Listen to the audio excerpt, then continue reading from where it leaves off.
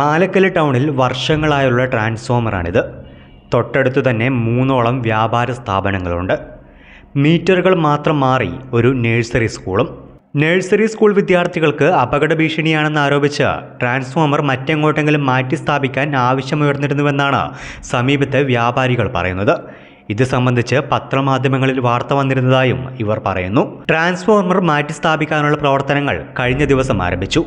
എന്നാൽ മുൻപുണ്ടായിരുന്ന സ്ഥലത്തു നിന്നും 3-4 മീറ്ററുകൾ മാത്രം മാറി നഴ്സറി സ്കൂളിലേക്കുള്ള റോഡിന്റെ വശത്തായാണ് നിലവിൽ ട്രാൻസ്ഫോമർ സ്ഥാപിക്കുന്നത്.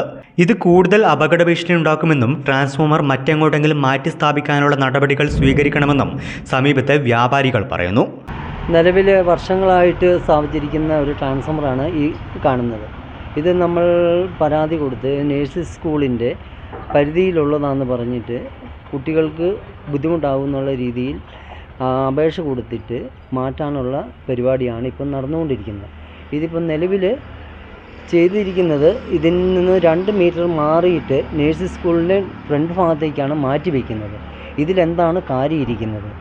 ഇത് എന്തെങ്കിലും നടപടി സ്വീകരിക്കണം. ഇതിന് കുട്ടികൾക്കും മറ്റു ജനങ്ങളും സഞ്ചരിക്കുന്ന വഴിയിൽ ചേർന്നിട്ട് ആണ് ഇത് മാറ്റാൻ സാധിച്ചിരിക്കുന്നത്.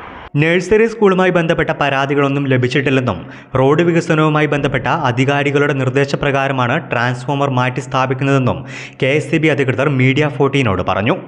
News desk, media 14.